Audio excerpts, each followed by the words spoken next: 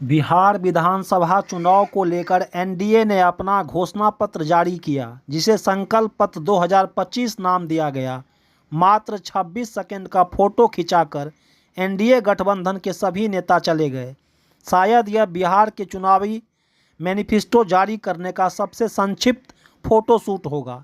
एक तो अब चुनाव में मैनिफेस्टो का औपचारिक महत्व ही होता है, फिर भी एनडीए जैसे मुखर गठबंधन के लिए यह सवाल तो बनता है कि जब प्रथम चरण का चुनाव 6 नवंबर को है, तब 31 अक्टूबर को अपना संकल्प पत्र जारी करते हैं। जाहिर सी बात है, यह साबित करता है इससे तो आप कितने गंभीर हैं। जनता अब घोषणा पत्र नहीं, बैंक अकाउंट में पैसा मिलने का राशि देखती है, जो कि एनडीए बहुत पहले कर चुकी है। यह संकल्प पत्र महज दिखावा है।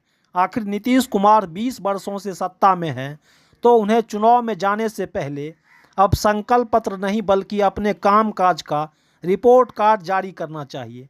उन्हें बताना चाहिए कि अभी तक उन्होंने अपने किए गए वादे को कितना पूरा किया है। अभी जनता एनडीए से संकल्प पत्र की नहीं बल्कि रिपोर्ट कार्ड की उम्मीद करती है। ऐसा नहीं है कि एनडीए पहली बार चुनाव लड़ रही है।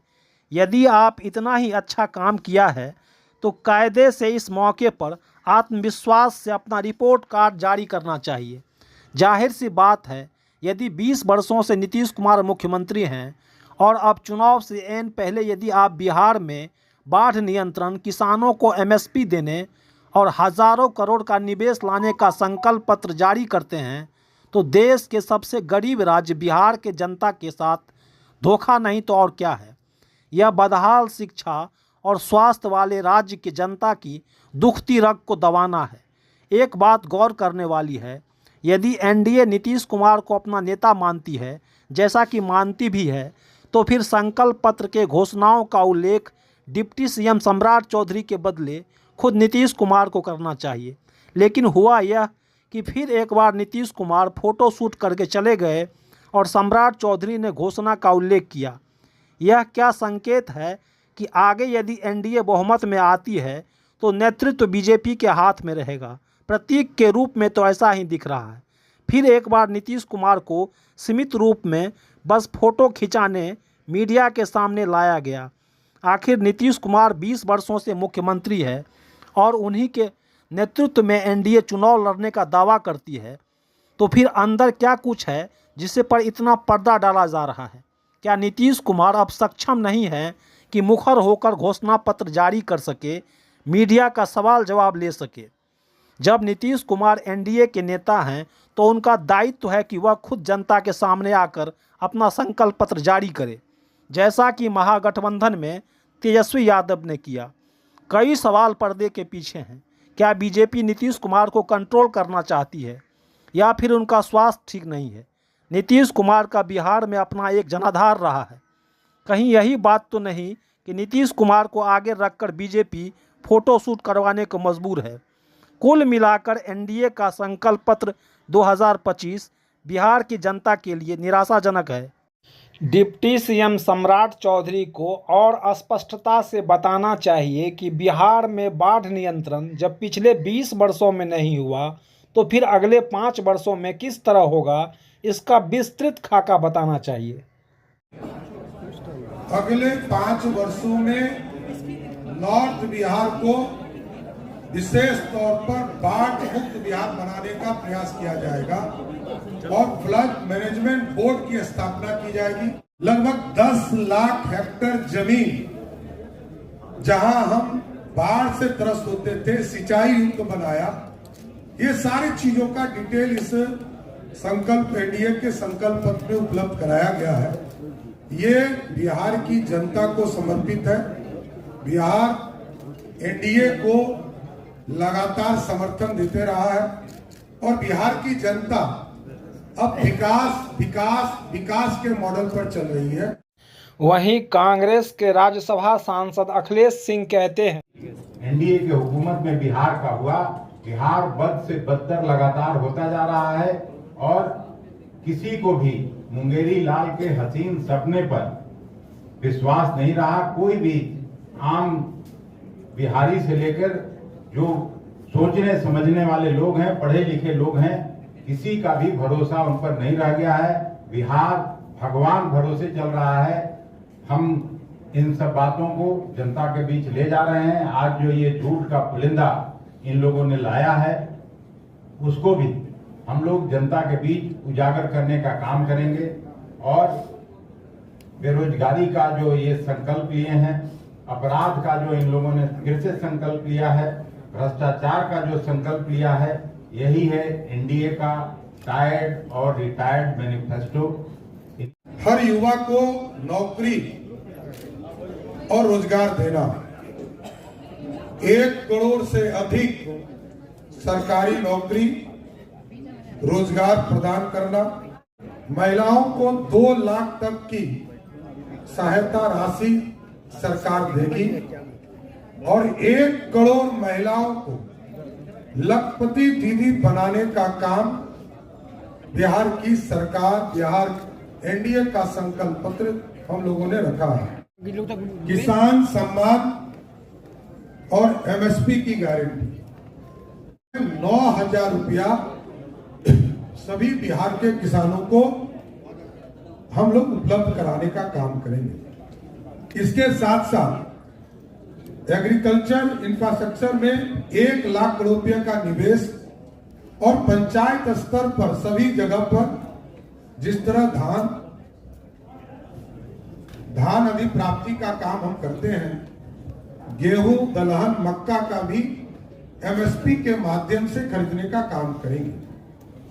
औद्योगिक क्रांति की गारंटी, विकसित बिहार औद्योगिक मिशन के अंतर्गत 1 लाख करोड़ रुपया बिहार की सरकार निवेश करेगी, जो अगले 5 वर्षों में कहीं जमीन उपलब्ध कराना, एक्सप्रेसवे के लिए जमीन उपलब्ध कराना, रेलवे का ट्रैक को पूरी तरह व्यवस्थित करना और डेवलपमेंट, विकसित Bihar industrial development master plan की स्थापना करेंगे, जो औद्योगिकरण एवं नौकरियों की नींव रखेगा।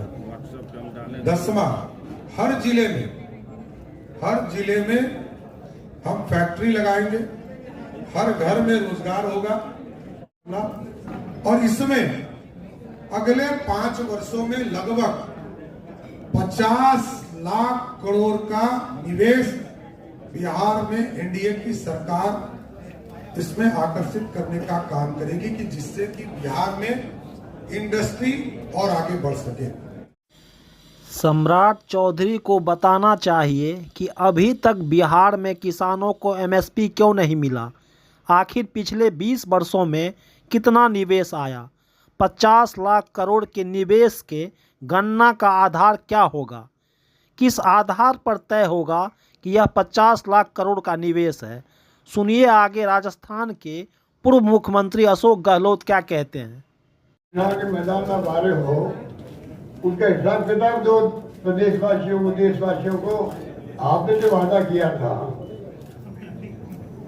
1,25,000 करोड़ के मैं पैकेज दूंगा बिहार को, उसका क्या हुआ है? नंबर तो जो गन्ना मिल लगाएंगे, शक्कर में शुगर बनेगी और मैं उसे चाय पीऊंगा जाकर, वो चाय आज तक पी क्या उन्होंने? इस प्रकार से अगले ही बताएंगे आपको कि क्या क्या यहाँ पर इन्होंने वादे किए हैं 20 साल के अंदर, कितनी बड़ी वादा खिलाफी करी है। कई उदाहरण है देश के अंदर। मोदी जी खुद के हैं, मैंने मुख्यमंत्री था, वो मुख्यमंत्री थे गुजरात के, वो बोला करते थे कि भारत सरकार क्यों नहीं, डॉक्टर मनमोहन सिंह सरकार क्यों नहीं एमएसपी को कानून का दर्जा देती है, दिया कि उन्होंने 11 साल में कौन गए।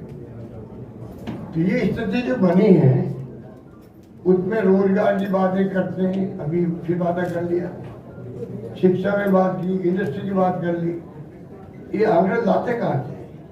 ये मुझे भी बताया गया कि जो अभी सम्राट चौधरी जी ने जो बोला है उसमें झूठ का पुलिंदा है, वो झूठ का पुलिंदा है। आप सुन चुके हैं, मैं उनपे वापस रिपीट करने की क्या कोई तुक नहीं है। पर 50 लाख करोड़ का निवेश हुआ। अब इनको पूछो आपने अंदाज कैसे लगाया? कोई एमओयू हुआ क्या आपके वक्त में? अगर एमओयू हुआ है तब तो मालूम पड़े भाई ये क्या प्रस्ताव है, हो सकता है कि 50 का नहीं होगा, 40 का हो जाएगा। मैनिफेस्टो अंदाज की बात करते हो, 1 करोड़ नौकरी देंगे, औद्योगिक विकास करेंगे, महिलाओं को सशक्तिकरण करेंगे और किसानों को समर्थन मूल्य की गारंटी दी जाएगी। कितनी बार झूठ बोलोगे आप लोग? ये 20 साल का जो हम इनसे मांग करते हैं, आप अपना पहले रिपोर्ट कार्ड दो। 20 साल में नीतीश कुमार जी रहे हैं चीफ मिनिस्टर, वादे किए हैं। आज के मैनिफेस्टो में उम्मीद करते थे हम लोग भी, पहले की जनता भी, कि आप शुरुआत जैसे करोगे कि आज तक वादे हमने किए हैं 20 साल में, उनका रिपोर्ट कार्ड ये है। शुरुआत वैसे करो आप, जिससे कि जनता को विश्वास हो जाए आप जो कहते हो करते हो, अभी क्रेडिबिलिटी जम जाए। वो नहीं किया इन्होंने, और झूठे वादे और कर दिए इन्होंने। आपको ये बताना होता है कि आपने 20 साल में क्या किया है। आपको बिहार के उन युवाओं को जवाब देना होता है जिनको आपने मजबूर कर दिया है भीषण बेरोजगारी के कारण सैकड़ों हजारों किलोमीटर दूर पलायन करने को। बिहार के उन लोगों को जवाब देना था जो इस देश के अलग अलग शहरों के लेबर चौक पे हर सुबह खड़े होकर अपमान का घूंट पीते हैं। उनको जवाब देना था कि आपने ज्ञान की भूमि, अध्यात्म की भूमि, क्रांतिकारी परिवर्तन की भूमि बिहार को ऐसा क्यों बना दिया है कि बिहारी आज जो है वो पूरे देश में अपमानजनक शब्द बना दिया इन लोगों ने। आपको जवाब देना था बिहार के किसानों को, उनकी बदहाली का जवाब देना था। आपको जवाब देना था बिहार के महिलाओं को, जिनके बच्चों को आज सूखा नशा की चपेट में बिहार के हर गांव में पहुंचा दिया गया है।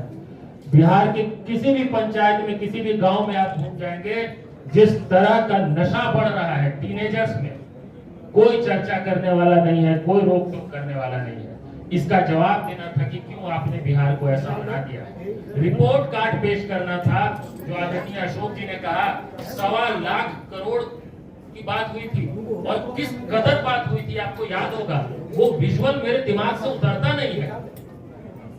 प्रधानमंत्री जी बिहार को पैकेज इस ढंग से दे रहे थे जैसे खैरात दे रहे थे,